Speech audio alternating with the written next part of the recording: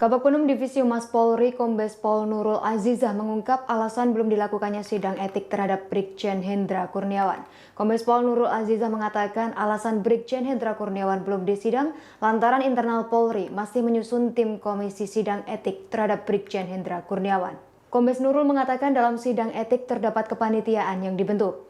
Nurul pun berujar satu saksi kunci yakni AKBP Arif Rahman pun masih mengalami sakit. Sehingga sidang etik terhadap Brigjen Hendra Kurniawan belum terlaksana. Meski demikian, pihaknya berencana menggelar sidang etik terhadap Brigjen Hendra pekan ini. Nurul Azizah berharap sidang etik tersebut dapat segera terlaksana. Sebagai informasi, Polri telah menetapkan 7 orang sebagai tersangka kasus obstruction of justice penyidikan kasus kematian Brigadir J. Ketujuh orang tersebut yakni Irjen Verdi Sambo, Brigjen Hendra Kurniawan, dan Kombes Agus Nurpatria, serta AKBP Arif Rahman, Kompol Baikuni Wibowo, Kompol Cuk Putranto, dan AKP Irfan Widianto.